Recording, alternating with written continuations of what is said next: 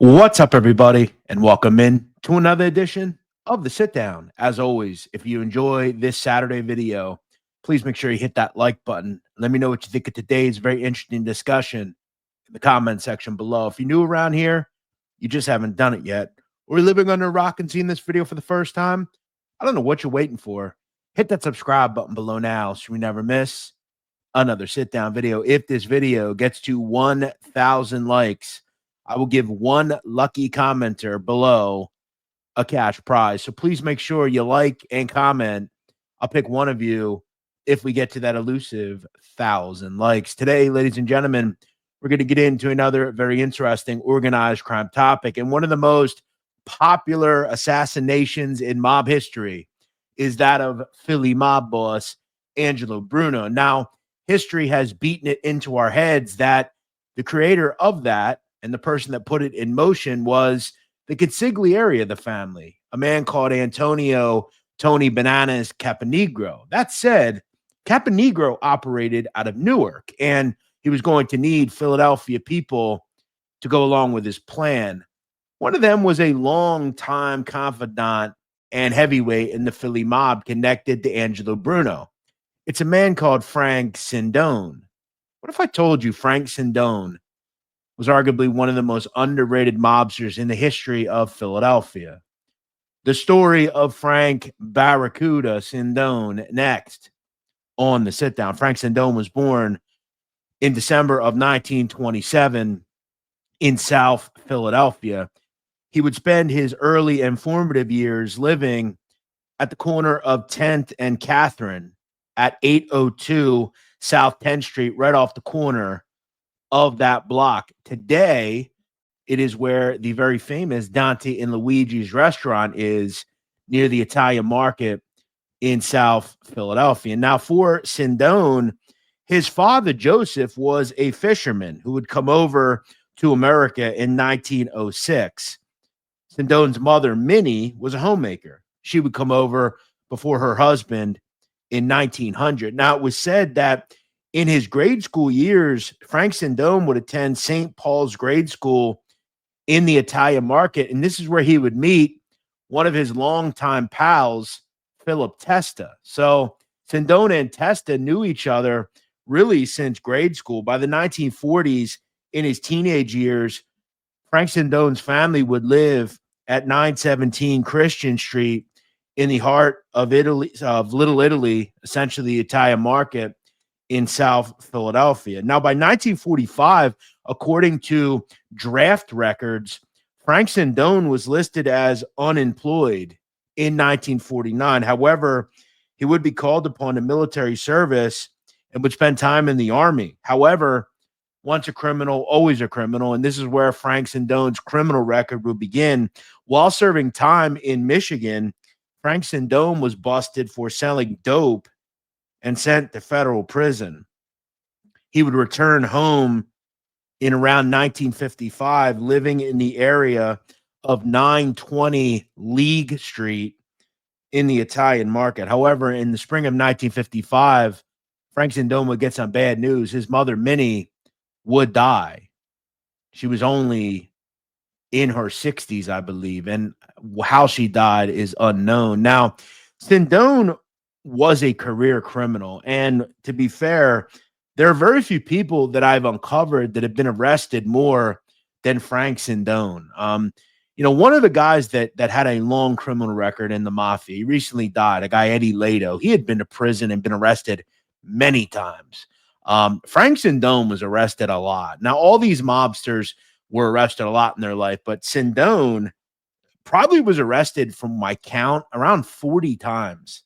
Now, as I said, he would come home from a federal prison bid in the early 50s and return in approximately 1955. An arrest by 1956 would pile up. He would first be arrested in early 1956 for common gambling.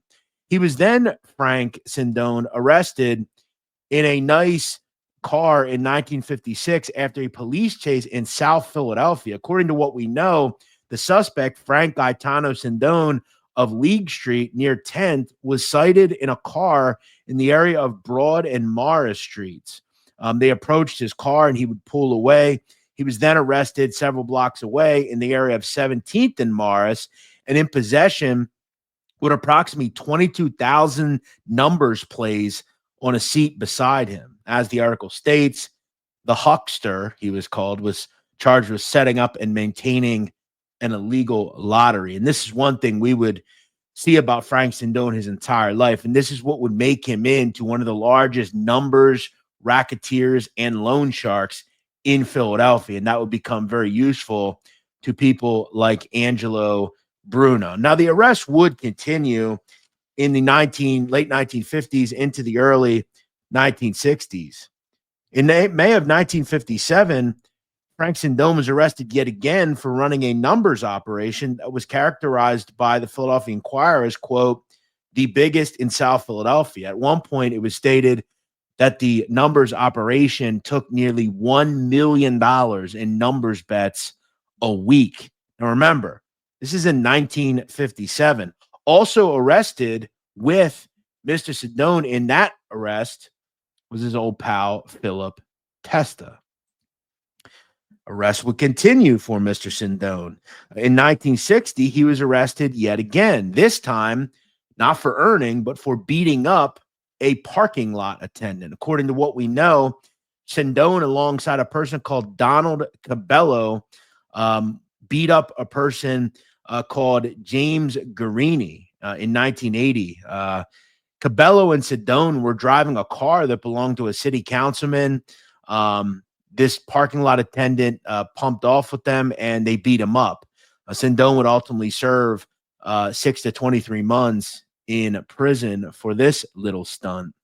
So Sindone was not only becoming a very feared individual, but by the early 1960s, he was one of the biggest earners for Angelo Bruno. He had a large numbers racket and loan sharking operation.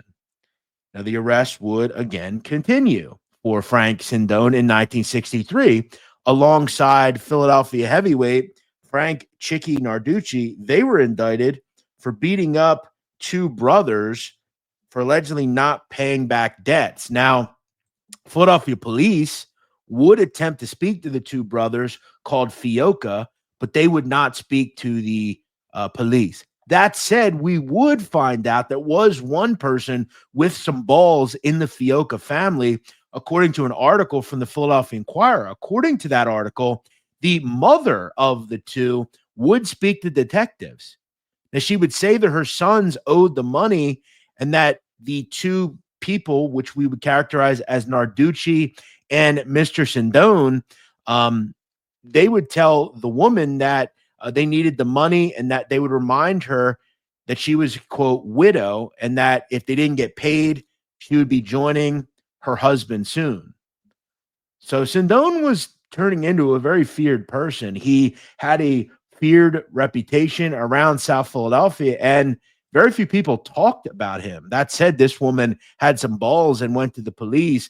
But as I've said time and time again, Sindone had a large arrest record. He was constantly being arrested.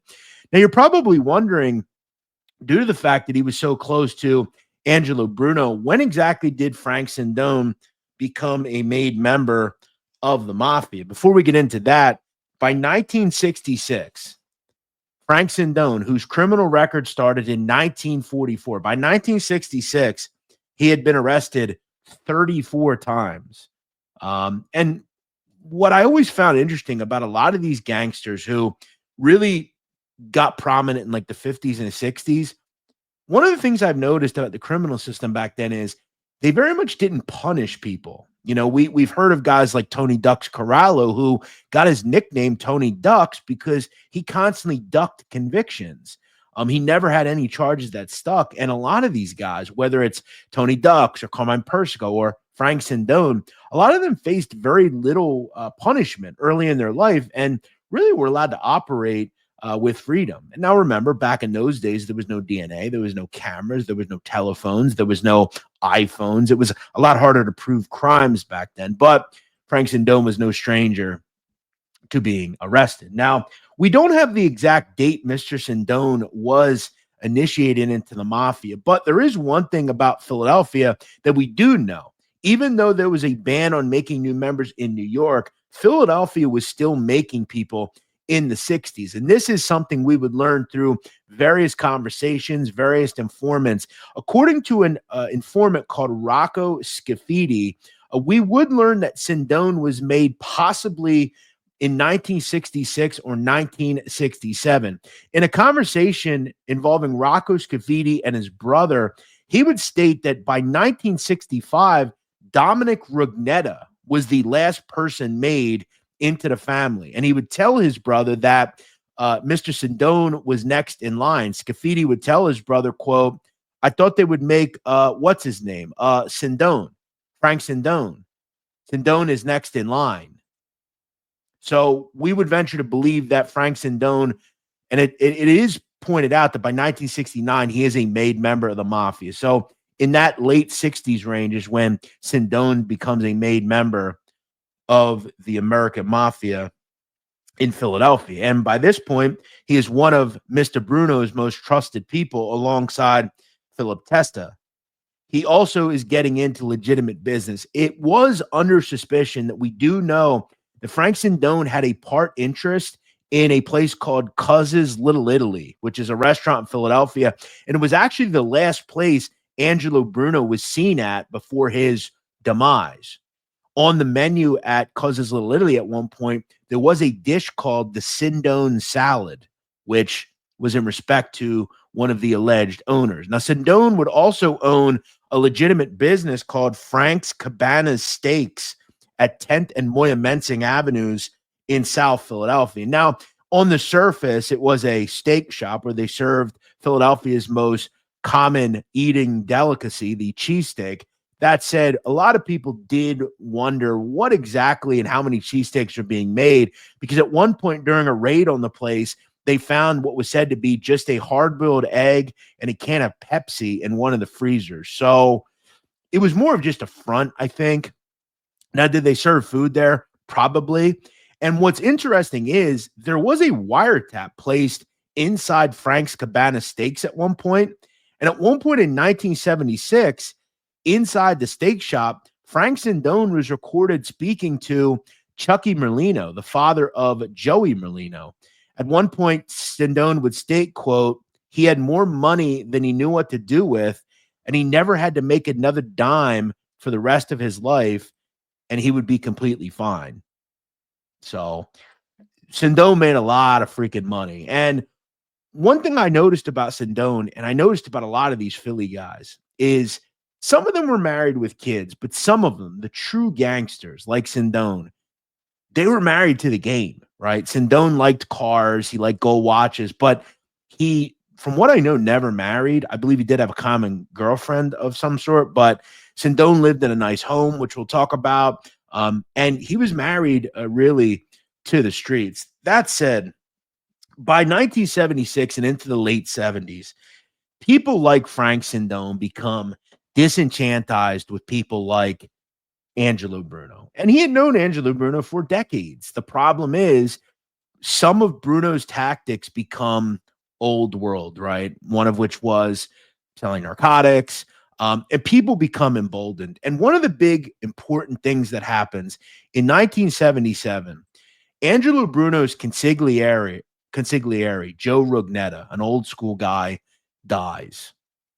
And Bruno has a decision to make. Obviously, at that point, Philip Testa is his underboss. He needs a number 3. Now, Philadelphia to today has always had a faction in Newark, which is in North New Jersey.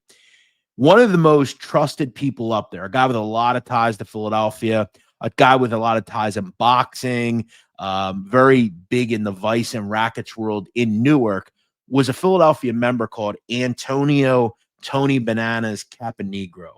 Now, once Joseph Rugnetta dies, Caponegro is made the consigliere of the crime family. So a faction of Philadelphia up in Newark has a place now on the hierarchy, which, again, worked for everybody.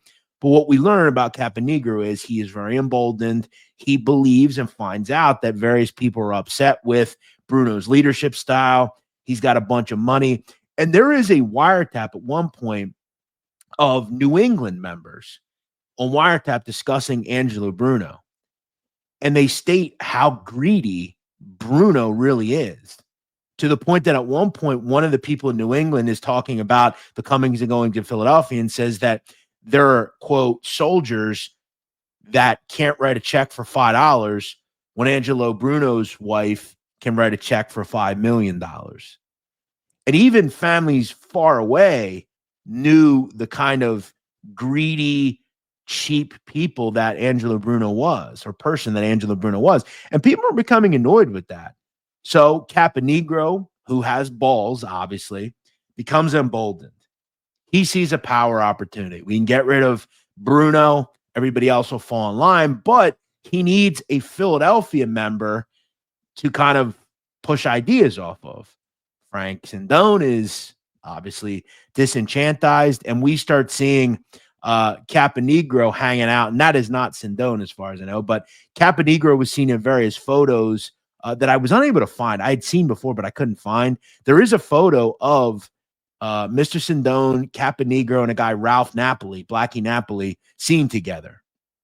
They become chummy, and as history tells us, Mr. Caponegro goes to Fonzie Thierry, who he knew, who was a high-ranking member of the Genovese family, and Thierry essentially manipulates him into believing that the five families, most notably the Genovese, are behind him in taking out Bruno. That said, Thierry was very manipulative and knew that if they take out Bruno, Bruno's out of the way, they can now move into New Jersey, down to Atlantic City, because, again, they'll just take out Caponegro. They manipulate him. He does the dirty work, and they're insulated. This is, again, how very smart the Genovese family is. And I'm not going to keep going into this because everybody knows about this already. But I kind of wanted to give just a little background. As we know, Sindone, Caponegro, they put the hit in motion. Now, I've always been asked, and a lot of people have always wondered, who actually took Bruno out? Who was the shooter that night? Who had the shotgun in their hand? Well, we do know John Stanfield was involved. He was the driver. We do know that Sindone was very involved due to the fact that he knew that Bruno was at Cousin's Little Italy, his restaurant. And the question remains, who was the shooter? Well, do I believe it was Caponegro? Probably not. I mean, he was pretty high up at that point, but he probably was a guy who had the balls to do it, as Consigliere. A lot of people, though, believe that it was his brother-in-law, a person called Alfred Salerno, who was very close to Caponegro. That said, in March of 1980, Angelo Bruno is taken out in front of his home. The car pulls up, Stanford's driving, gunman walks down the street, essentially puts the gun to the back of the seat as Bruno's sitting in the passenger seat, blows him away. Now, what's interesting is just minutes later, according to the Philadelphia Inquirer, Mr. Sindone is reported being seen at the Holiday Inn, which is no longer there. It's now Philly Live. But back in the day, really up until the early 2000s, there was a Holiday Inn in the area of 10th and Packer Avenues in South Philadelphia. Now, this is just a stone's throw away from Mr. Sindone's home. Sindone lived on Stella Maris Street in South Philadelphia in one of the row homes to the left, very close. He could walk to the Holiday Inn if he really wanted to. According to Philadelphia Inquirer, Sindone was being seen at the Holiday Inn, and that multiple people, including 7 other individuals, convened at that hotel in the wake of the shooting. In addition to Mr. Sindone being there, other members included Felix Piccino, Joseph Ciancaglini, and obviously, as I said, Sindone. So they were talking and seen pretty quickly after this. Now, what this meeting was about, it could have been several things. Oh my God, I can't believe it. What are we going to do now? Remember, Sindone was a higher up. He was one of the most trusted people in the family at that point.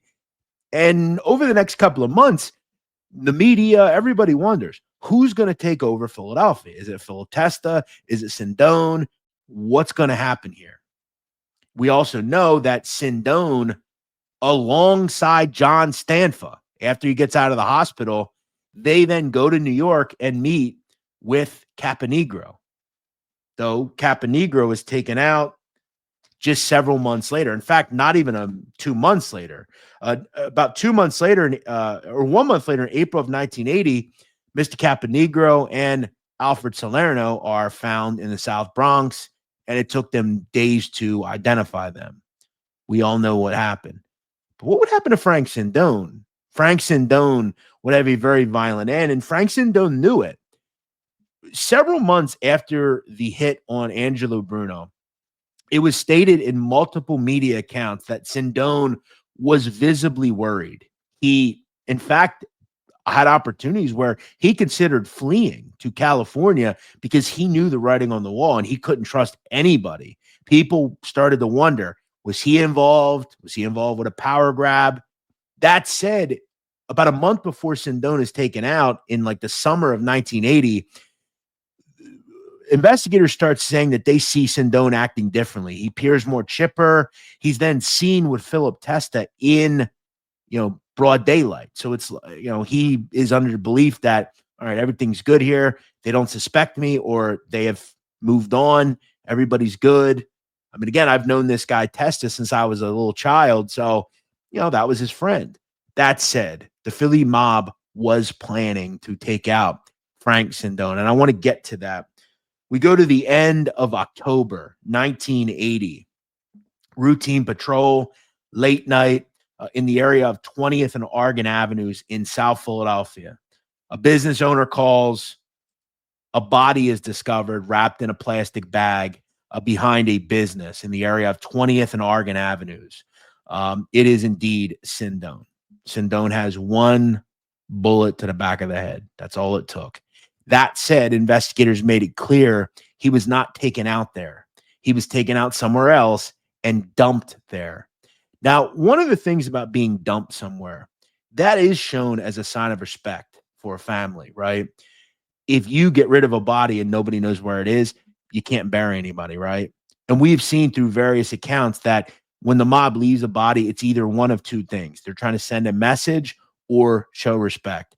That this was, I think, by Philip Testa and the Philly mob, a sign of respect. Look, they, had known Sindone for years, but Sindone was thieverish and had to go. And we would, again, find that Sindone, at the time, who was 52 years old, all of his money was in his pockets. His gold watch was still on his wrist. Now, Sindone was last seen earlier that day. It was a Friday afternoon at an auto auction in New Jersey. It was said that Frank Sindone loved antique cars, and he had just purchased a brand new antique car. Now, that car was spotted in the area of Warnock and Moyamensing Avenues, not far from Sindone's steak shop. Warnock Street is in the area of 11th and Moyamensing-ish area, that part of 11th, or that part of Warnock Street. Warnock is a cross street. And it's not like, essentially in South Philadelphia, between 10th and 11th Street, there are two streets in the middle of it. Or catty-cornered. So the car's found. Maybe he's taken out, thrown in the back of a car, or, tied up, put into the back of a car, and then they dump it, 10 or 20 blocks away. People wondered who did this. We still don't know who the shooters were. Now, various people were taken out with the same caliber of ammunition months later. It was someone sent by Testa. We don't know who it was, but the Philly mob did what they had to do. And Testa would find his untimely fate about a year later. There's a lot of things about Frank Sindone that we know. He was, number one, a huge earner, made a ton of money. And at the time of Sindone's death, he actually had moved to Packer Park. He lived in one of the nicest areas of South Philadelphia. His neighbors would say, according to this exact article, that he was a, quote, nice man, and that he would shovel their sidewalks. He lived alone. He didn't even have a pet. He was just a quiet guy, did well for himself. And though they hadn't seen him, he was always a nice guy. But what we would also learn is a various picture of Frank Sindone. One thing we would find out, he was very violent, and this was stated. At one point on a wiretap, it would be stated about Sindone, quote, Frank is the fucking enforcer. Frank would also be called a, quote, fucking cold, heartless motherfucker. At one trial, it was also said that Sindone was recorded stating, quote, "I'm going to rip her face apart, girl or no girl." So this would paint Frank Sindone as a very violent individual on par with his ability to earn, which, again, I've talked about this time and time again on this channel. This is what makes these people become high heavyweights in families, if they can earn and hurt people. It's very beneficial. Now, I want to end this with a quote from Frank Sindone. And what's interesting is about a year before Sindone died, right after, like right around the like 79-ish, like right kind of in the formidable times where things are going a little crazy in Philadelphia. Mr. Sindone was caught on tape discussing what he wanted to happen for the rest of his life. He was in his 50s. And that's one thing about Sindone that I do find interesting is we learned through this wiretap that Sindone did not want the top spot. He did not want to be the boss. And you have to wonder why he went along with this, because he was sitting pretty for the most part. He had a lot of money. He really didn't want to be in power. Sindone would state on record that he had plans to leave Philadelphia and he wanted to retire, essentially. He would say, quote, "I want a ranch. I want to go somewhere out west, 40, 50 acres, and grow grapes and make wine. Maybe have a couple of horses. Change my name so they can't call me. If I stay here, I'll end up like little Nicky. Nuts." So I may be making a joke, but Frank Sindone did not like his life. I don't think he ultimately wanted it to continue, at least in that world. He had mentioned, "I'll just go change my name so they can't hit me up no more. I've done enough for this family. I've made enough money. I don't need any more money." And we talk about that foreshadowing years before when he tells Merlino that he doesn't need any more money. He didn't want power. You have to wonder why Frank Sindone did what he did. Was he lying? Did he really want power? Probably should have left Philadelphia in the end. But in that life, you trust your friends and you don't really have any. You got to do what you got to do. At the time of his death, Frank Sindone was 52 years old. I hope you enjoyed this video. Please make sure you like it, comment, and if you'd like to support our channel further, hit that thanks button underneath the video. We'll see you next week here on The Sit Down.